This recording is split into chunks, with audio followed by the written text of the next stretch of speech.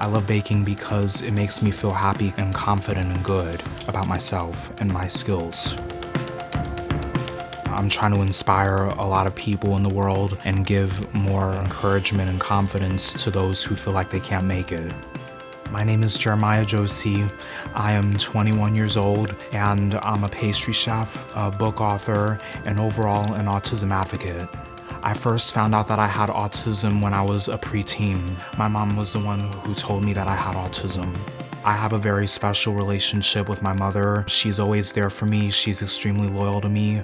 My grandmother and me have a pretty good relationship. She's the reason for why I'm into baking, and we cook lots of stuff together. I discovered that baking was more than a hobby when I bake in the kitchen with my grandma, and I found out how skillful my abilities were as a pastry chef.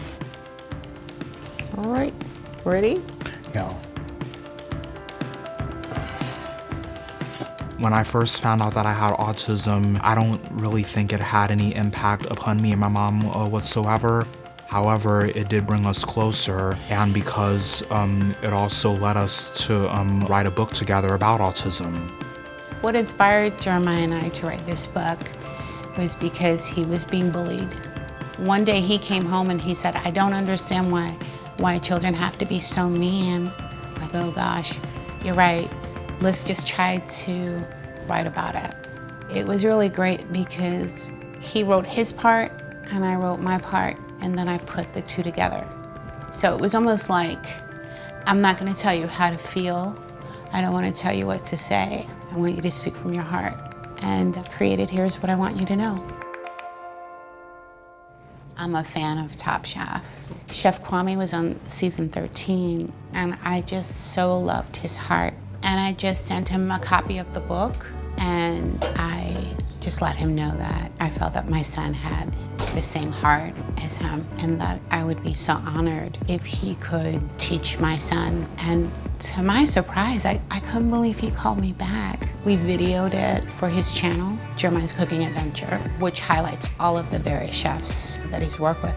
A lot of other chefs that I've met were Chef Christine Hazel from Hell's Kitchen, Chef Christina Tosi, Chef Duff Goldman, or Chef Chris Scott from Top Chef. Meeting them did inspire me to take my cooking further. Baking brought me a lot of confidence and courage that it led me to do other things like modeling and being a book author and a motivational speaker.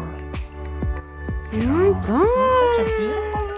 Yeah, but I like to go forward if that's okay with you guys. I mean, why? We enjoy looking at you as a baby. So cute. My motto with my son has been, there are no limits. Because in the end, no matter what it is you're doing, even if it's fashion, you're learning something different. And that's your baby book. Yep, that's it. Now it's time to focus on me as a grown-up. I've always wanted to go to culinary school.